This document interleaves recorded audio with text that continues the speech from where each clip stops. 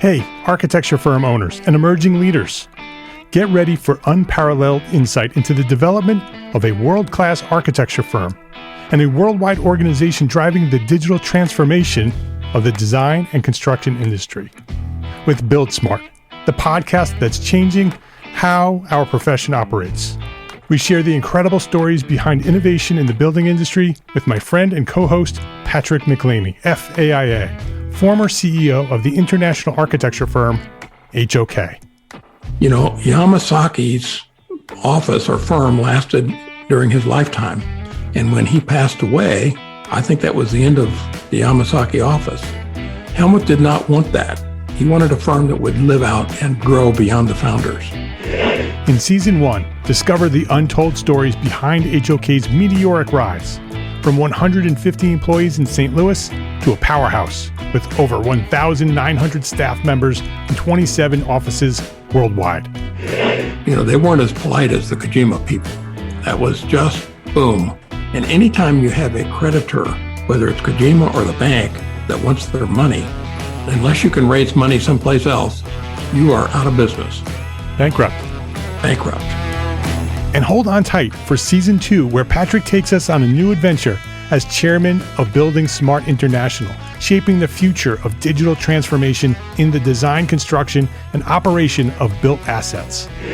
Ian Howell, Ken Harold, and I, Ken was my technical representative from HOK. The three of us took a tour of Europe of 5 cities in 5 days.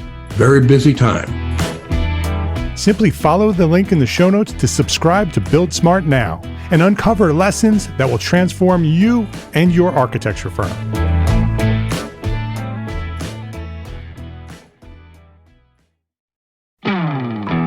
Hey, architecture firm owners and emerging leaders. Get ready for unparalleled insight into the development of a world-class architecture firm and a worldwide organization driving the digital transformation of the design and construction industry. With Build Smart, the podcast that's changing how our profession operates. We share the incredible stories behind innovation in the building industry with my friend and co-host, Patrick McLeamy, FAIA, former CEO of the international architecture firm, HOK. You know, Yamasaki's office or firm lasted during his lifetime. And when he passed away, I think that was the end of the Yamasaki office.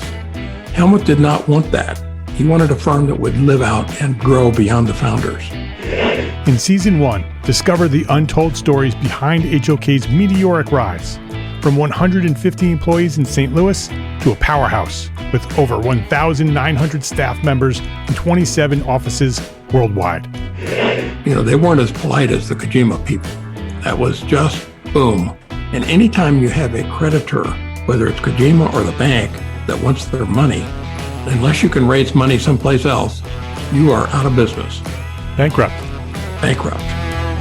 And hold on tight for Season 2, where Patrick takes us on a new adventure as chairman of Building Smart International, shaping the future of digital transformation in the design, construction, and operation of built assets. Ian Howell, Ken Harold, and I, Ken was my technical representative from HOK. The three of us took a tour of Europe of 5 cities in 5 days. Very busy time. Simply follow the link in the show notes to subscribe to Build Smart now and uncover lessons that will transform you and your architecture firm.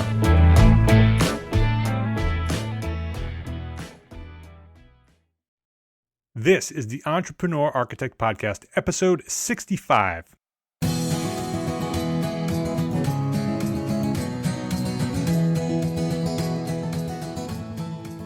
Welcome back to the Entrepreneur Architect Podcast. My name is Mark R. LePage, and this is the podcast dedicated to a successful life as a small firm architect. Whether you have plans to someday start your own firm, you're in the process of launching a startup, or you might be an experienced small firm architect just trying to make a difference, this podcast is for you. My goal is to inspire you to build a better business so that you may pursue your purpose with passion and live the life of your dreams.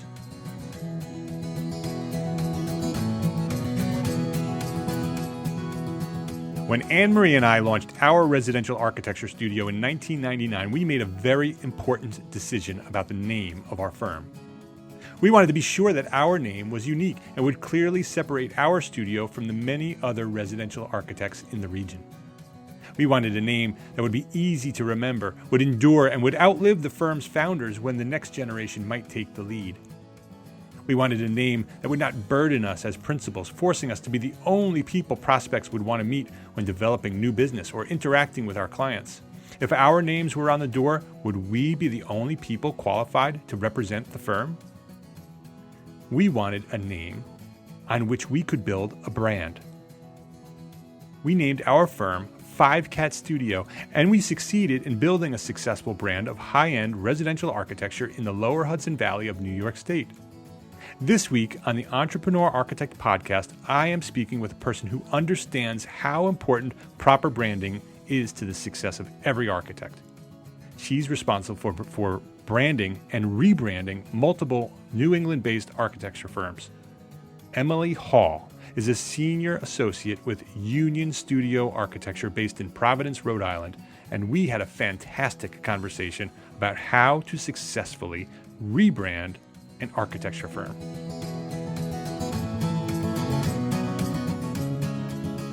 Support for everything we do here at Entrepreneur Architect is provided by our platform sponsor, FreshBooks, the easiest way to send invoices, manage expenses, and track your time. For a free 30-day trial, visit freshbooks.com/architect.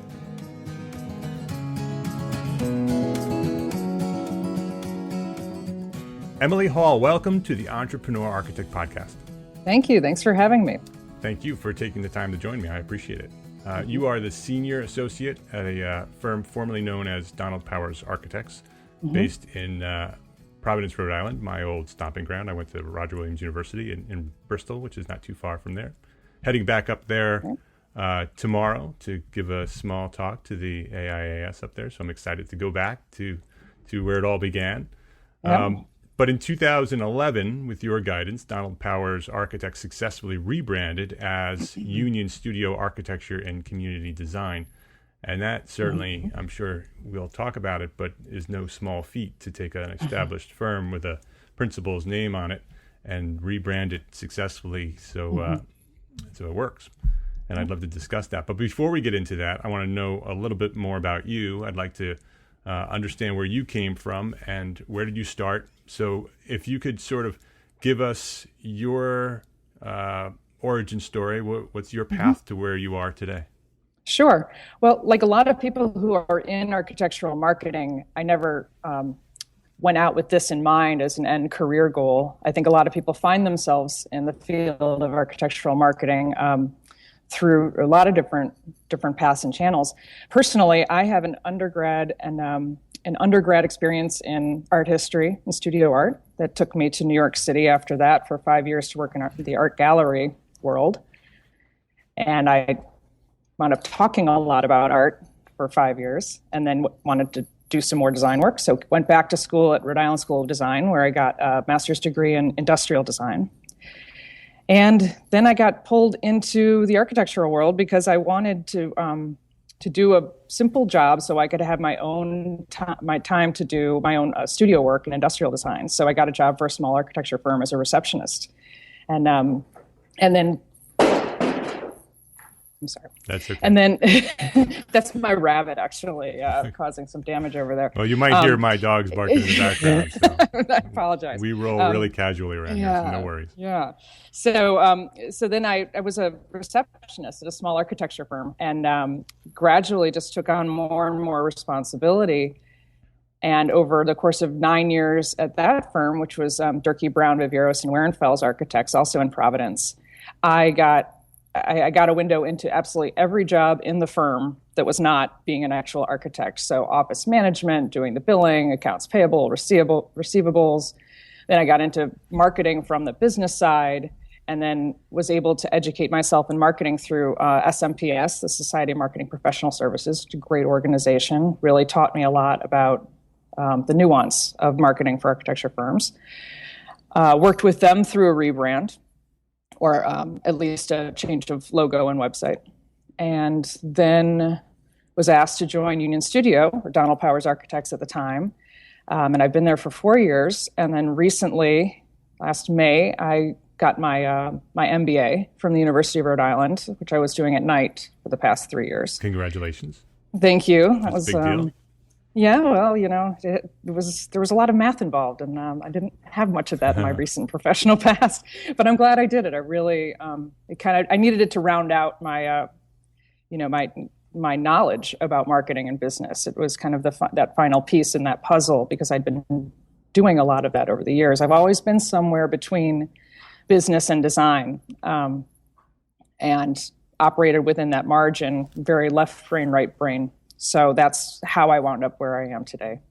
Yeah, it sounds like you are the every architect's dream. Oh, I don't know about that. I think I'm their worst nightmare sometimes. Maybe some would consider that. But from my point of view, every architect needs to run their firm like a business, and many of them either don't know how to or don't want to. And to have somebody on board like you would be so great to be able to handle the business end of things, and let architects be architects. I've been fortunate to work for 2 firms that had a very strong business sense, and I know it would be much more of a challenge to work with principals who didn't have that knowledge. So I've been very lucky that my opinion has been respected and considered, and I'm lucky that there hasn't been much ego involved on the principal side in any firm that I've worked with so far. They've been very willing to change when they needed to change. Yeah, I mean, Donald Powers Architects was a pretty established brand itself before you rebranded. So to have a firm that understood how to get to that point was unique in itself. Absolutely. Donald did a great job from the very beginning at building a national client base through thought leadership and membership in the Congress for the New Urbanism, which is an excellent organization. It's very much aligned with our mission. And he was able to join that and earn a lot of national clients that way. So sometimes it's easier, I think, especially a small firm in a small state like Rhode Island, to have that national credibility, to be an expert in a way, essentially. And that's he did a great job of building that. And he also did I commend him for knowing, and his partner, Douglas Caulfield, knowing that at the time, at about the point that they reached 10 years, that it was time to make a change, and that looking into the future of the business, 10, 20 years later, it didn't need to be Donald Powers Architects anymore, that wasn't a clear alignment with where the firm was going. So let's talk about that. Talk about a little bit about, first of all, what does your firm do, so everybody kind of understands the type of firm, the size of the firm, and that kind of thing. And then talk about, what was the trigger to change? Sure. So we're about 20 people, which, believe it or not, is a mid-sized firm in the state of Rhode Island. I think our largest firm is about 30 people in the state. And we do architecture and community design. So where we're different is we look at architecture in the context of planning and master planning, and really the 3D experience of spaces. So it's a combination of that. It's the connective tissue that brings a site together with a building, and everything is in context and response to each other. So makes for a pedestrian experience that's very friendly and walkable. So we do a lot of housing. We do prototype housing and private residences, multifamily, and affordable housing. We also do academic work, adaptive reuse, mostly full spectrum architecture. Yep. And it's national everywhere. Yep. Pretty much served everywhere. Yeah, and we're a boutique firm that works nationally. We've been lucky enough to have a few projects in the Seattle area. We have one in California now. We had one in Texas, Virginia, New York State, Oklahoma. We got a project in Oklahoma last year. And Canada. We had our first project in Canada last year. So yeah, we do work, I guess you could say, internationally. Yeah, and are you growing? Yes, we are. Yeah, we just hired somebody. We started last week, and we are looking to grow. And that's part of, I think, most rebrands. that is the impetus, is an idea for around growth. So what was the trigger? What was the reason for the rebrand? Well, 10 years old, looking to the future, and I think Donald and his partner Douglas knew that just having one name on the sign didn't really reflect what we were about as a firm that was very much about collaboration, layering of efforts, community, the intersection of community and design. So Union Studio, and we're also located on Union Street, so that was an easy suggestion of a name, but it also means so much. Yeah, and it means so much more than that, because it's really the intersection of so many things, and that's exactly how we view, with our broad, holistic perspective on architecture and the built environment, that's how we view it. So I think it was more of, hitting that 10-year point and saying, where are we going to be, and how are we going to grow in 10 or 20 years? And that really does reflect more about who we are as a culture, and where the next generation of leadership is going to come in. We didn't want to just add more names on. Yeah. I think it's important when architects establish their firm from the beginning, or if they're in that position now where they've started their firm and they've named it after themselves, to really consider that name. I think the name is so important.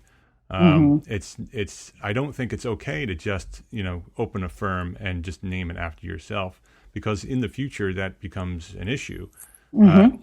Todd Redding, who's the COO of Charette Venture Group, who introduced you and me, he and I have had a conversation about many of the architects that he's speaking with, because he's talking to many architects through what he's doing with Charette Venture Group. And so many architects are overwhelmed with the amount of work they're doing, their own responsibility, the principals in their firms. And so many of them are out getting the work. And the reason they're out getting the work and not behind a drafting board designing is because their name is on the door. And nobody wants to talk to anybody except for the guy with the name on the door. And so a solution to that is to not put your name on the door. That's a good point. I hadn't really thought about it that way in terms of business development, but it absolutely opens up your options and makes it easier for everybody in the firm to market on the behalf of the firm. Let's take a quick break to thank FreshBooks for support as a platform sponsor. As a platform sponsor, FreshBooks has provided funding and support for our mission to become an influential force in this profession of architecture. They recognize the need for small firms to build better businesses in order to be better architects. So who is FreshBooks? FreshBooks is the easy-to-use invoicing software designed to help small business owners, and yes, that's you and me, small firm architects. FreshBooks will help us get organized, save time invoicing, and get paid faster. For more information and access to a free 30-day trial, go to freshbooks.com/architect and enter Entree Architect in the How Did You Hear About Us section. So what was the process that Donald Powers Architects had to go through to get to where you are now? Okay, well, they had decided on the name by, about 90%, they decided on Union Studio as the name at the point that they had brought me in to help with the rebrand. So I came in with that advantage that the name was chosen, but we really were starting from scratch. And we set our calendar and our time frame and knew we wanted to launch within a year, which is actually a pretty aggressive schedule, believe it or not. It sounds like a lot of time, but there's a lot to be done. And we started with a metric review and, just basic analytics about the existing site. And they didn't have any analytics installed at that point. So made sure to install the right tracking with the existing site to see where people were spending time and weren't. So at least we got a, baseline of how much time people were spending on the site and what they were visiting, what pages. What were you using to do they were that? Visiting. I use Stat Counter, which is free. And I like it a lot. And there's always Google Analytics, but I personally like Stat Counter better because it gives you more detailed information about each page and each visitor. So that was helpful to start with a baseline, and then we engaged a graphic designer, who's Bob Troutman, who's now with a communications agency called Nail. Excellent work. And he brought us through a series of questions as a firm and interviewed all of our employees, which is pretty easy to do when you're, at the time we were fewer than we are now. I think we were about 10, and asked a lot of questions about what we perceived, our individual employees perceived as our value proposition, what our brand represented, where we wanted, how we perceived growth, where we saw the firm being in 10 years, what we felt about the firm culture. And I read all of those responses and worked through them with the principals. And it was interesting, because we are a mission-based firm, a lot of those answers were quite similar. So in a way, it was a fortuitous place to start, that our employees had pretty much of a common opinion about our existing brand and where we want it to be. And that was helpful.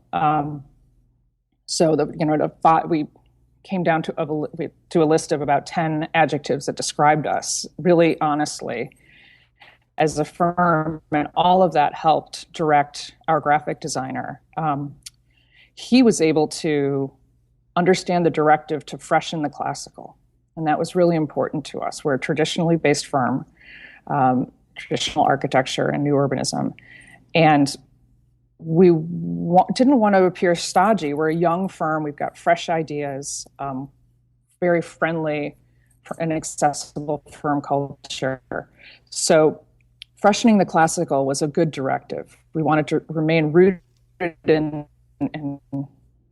classical architecture, but also really get our personality out there and express that clearly. So after several go-arounds, because it was a tall order, our graphic designer really came up with some great ideas. And what helped him is we actually gave him a book by Vitruvius and said, just glance through, because I'm not sure how many contemporary graphic designers are really familiar with the depth of traditional architecture and classical architecture. So he was able to look at that and pull some interesting patterns from that book and incorporate that into a logo that was unexpected. He wasn't pulling the traditional symbols of classical architecture. He was really taking something that was pretty nuanced, and we recognize that and really appreciate that. And we felt and he created a logo system out of that with lines so the logo didn't have to stand alone to always represent us. There was a lot of lines on the letterhead and the website that could be used separate from the logo. It was a good effort. And then meanwhile, we were also doing the website at the same time. And we worked with a web designer out in London, and then he was excellent at that. So, yeah.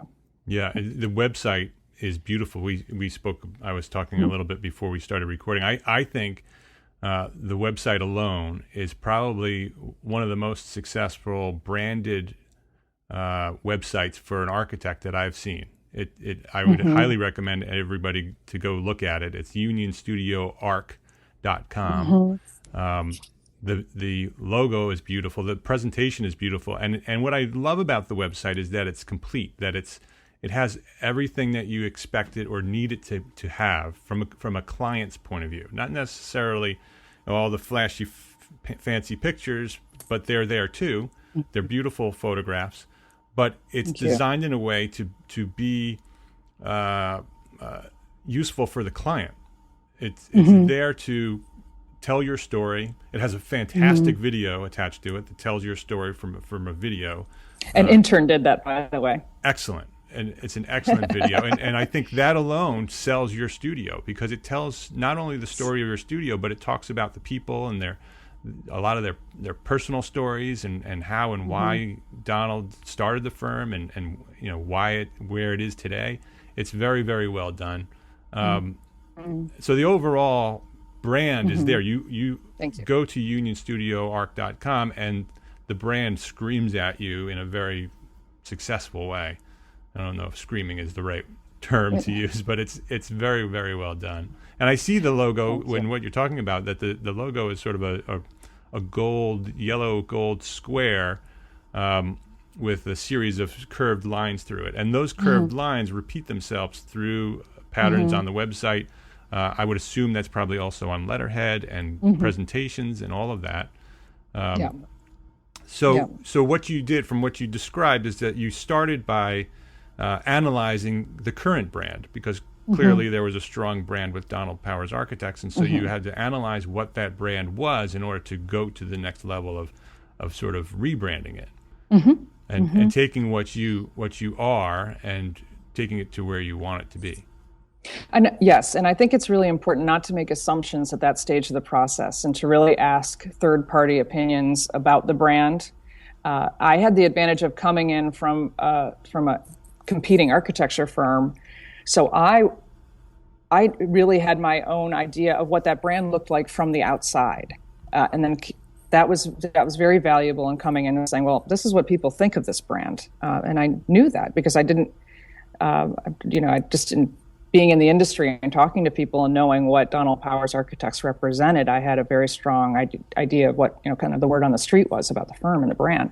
So I think it's important to get that third-party perspective and to really deep dive with all of your employees and make sure that it stays somewhat out of the hands of the principals in terms of just the base objective analytics, because you really need that information to work with, because you can make a lot of assumptions about what people think of you and your brand that aren't accurate, because they're what you wanted to project and thought you were projecting for years, and maybe they weren't.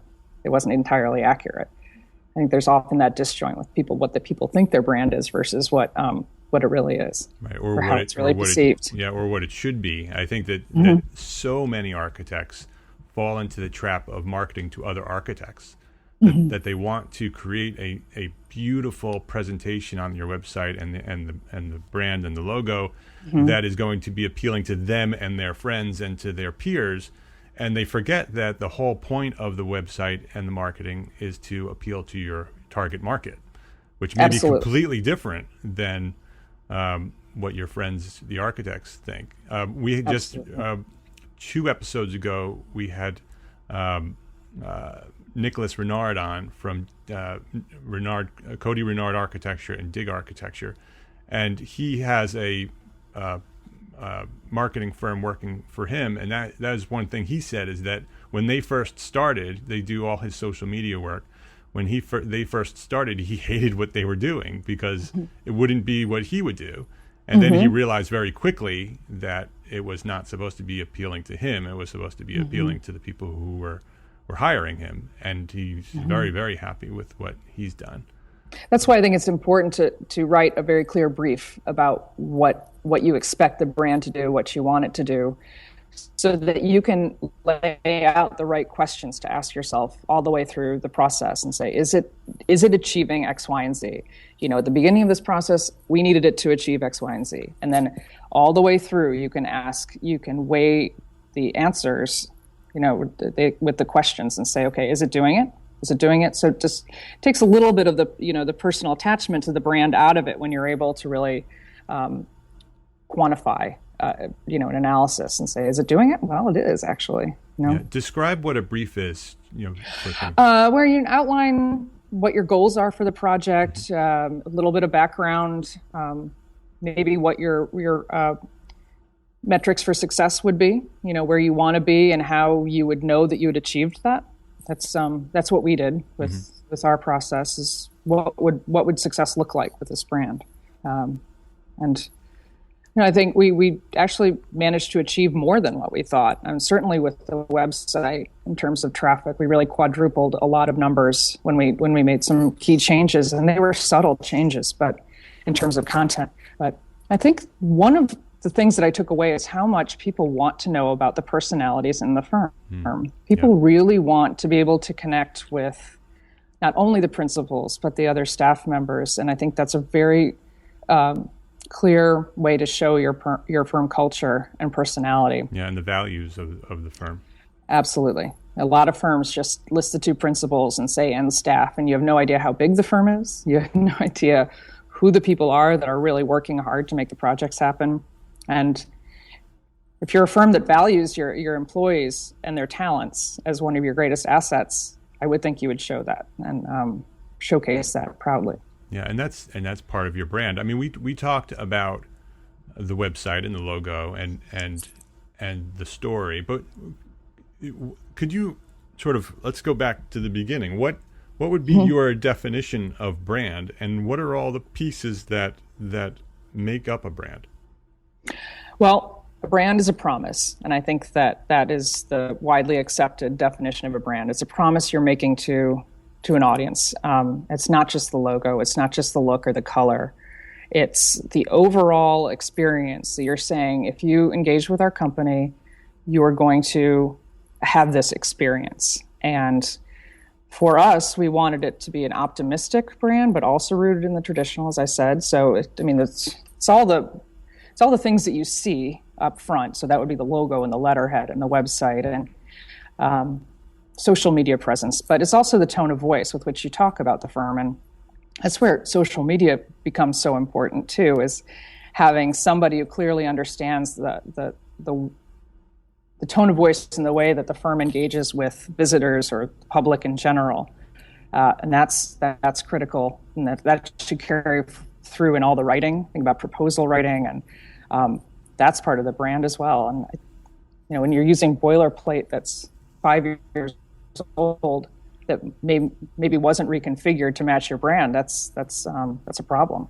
Yeah, make sure that everything's aligned. Yeah, if everything is visually saying one thing and the words coming out of your mouth or your written presentations is telling a completely different story, then you have a misalignment of brand. Absolutely. And even the words you say, the greetings on a telephone, when you answer the telephone, and the processes that you go through to create the architecture is even part of the brand. Absolutely. And the experience when somebody walks in the front office, is there a bunch of junk on the table that you don't even know because you walk by it so many, every day you walk by the same pile of junk, so you don't think anything of it. And then, so part of my job is often walking around and saying, wait, we have a meeting, we've got to clean up the conference room. It becomes a brand issue, or a marketing issue for sure. And then how people answer the phone, and also even down to, one of the things I've always found is that on title blocks and things like that, if you don't have a clear system in place and kind of brand book, people can really take licenses when they're doing a report or working on a title block for something. So there's a monitoring that has to happen, which is, whoa, why are we using this font right now? Right. We don't use this font for the content of memos. This is the hierarchy of fonts that we use. And it's not to be, overly aggressive about defending the brand. It's more that we have to project that we're all on the same page. Because certainly with Union Studio, we're a tight studio and we are all working towards the same goal and mission. So to have things coming out of the firm that are misaligned, it certainly doesn't support our brand. Yeah. So do you have an operations manual and guidelines and all of that to keep things consistent? We do, and every once in a while we have to revisit that. And we certainly have a welcome package for new hires that talks a lot about the firm history and what we do and how to communicate what we do if you're asked. Just, a little cheat sheet. And part of that is also the brand identity package. This is how you use, this is, what fonts to use and what colors and where to find the things on the network. And we're always perfecting that because I know that not everybody is as concerned about it as a brand manager would be. Yeah. They've got other work to do. So. Right. Well, I think that you've very successfully rebranded Donald Powers Architects to Union Studio. Like I said before, I certainly encourage everybody to go to the website and take a look at it because I think it's a very good model to look at when you're branding or rebranding your own firm. Certainly don't copy it, but look at the lessons that are being taught there. Thanks, Mark. I also want to interject because I need to give a shout out to our web designer, Chris McRobbie out of London. He's a freelancer and he does amazing work. And I realized I hadn't mentioned him beforehand. We're talking so much about the site. I need to say that. So sorry to interrupt. Yeah, and I'll have references to all the people and the resources that you described as well on the show notes. So I'll have I'll find him on the web and put a link to him, because he did a really nice job. Yeah, he did. Is there anything else that you think that that small firm architects can learn from what you did with Union Studio? Yeah, I think, and you brought it up earlier as well, really put yourself in the shoes of your potential clients and your existing clients when looking at redesigning anything. And that's the way you would in any design process, where you think about what the user experience is going to be. And you can really craft your content towards whatever your target demographic is, both in the way that you speak, the words that you use, the images, even the navigation in your site can be very well organized to appeal to and attract a certain clientele. And in our situation, we divided up our portfolio search tools into 3 categories, one of which was just basic market sectors. The other was searching by transect, and in new urbanism, the built environment is divided into transects. So you go from kind of rural and unoccupied to dense city experience. And then we also sort by geography. So you could look at a map and say, have they done any projects near us? So we were able to kind of bolster the thought leadership experience with the transect search mechanism, but also the geography, which is that somebody might be thinking, oh, well, I don't know, I'm in Seattle, why would I call a Providence firm? But then they could see that we've done all their work out there. Yeah, that's probably very important when you want to be doing work elsewhere outside of your region, to show that you have been out there. Yeah, and we added a PDF, a downloadable PDF, which is about how we work at a distance, which is linked to that page. So if your obvious question would be, well, how do they do it? How would they do CA on my project from across the country? And then they can download that so that they can bring that if they're just a decision maker and need to talk to their board, or if they're somebody that was just kind of looking at us and needed to bring that to the principal of their firm. It's good to just have that cheat sheet available. Yeah, I'm going to go take a look at that myself. If listeners wanted to reach out to you, what's the best way for them to either say thank you for being here today, to share what you know, or if they had any questions, what's the best way to contact you? Well, my email, emily@unionstudioarch.com, Twitter @unionstudioarch, always looking for new followers, and we have a LinkedIn page as well. If you go to our website, you can find links to all of those things. My email is up on the website in our people section. You'll see me.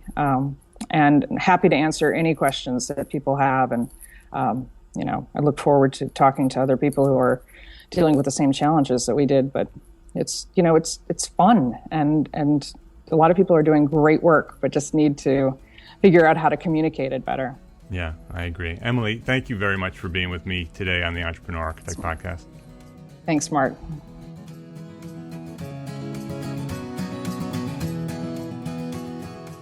If you like this episode, please go to iTunes right now and leave me a review, because this is how you may help me spread the word about Entrepreneur Architect and our mission to become an influential force in this profession, and it's working.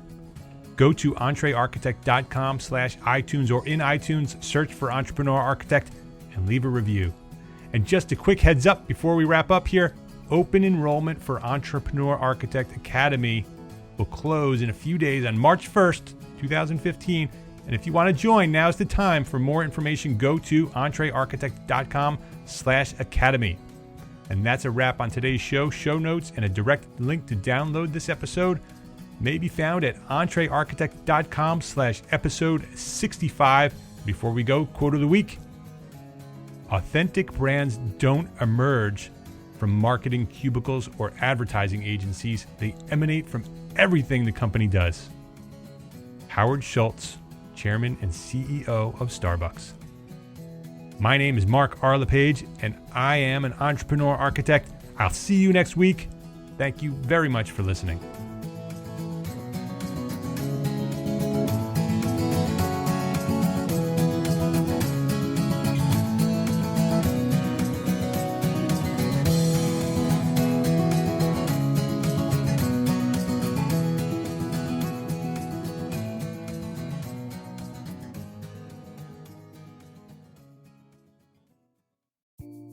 Imagine earning continuing education credits while doing exactly what you're doing right now. Well, you can. Gable Media has revolutionized the way you earn your continuing education credits with a groundbreaking approach. Forget running around town and scouring the internet for credit-worthy courses. Fulfill your CE requirements effortlessly by listening to engaging podcasts just like the one you're listening to now. Our podcasts are designed to educate, entertain, and inspire, all in a user-friendly environment. But wait, there's more.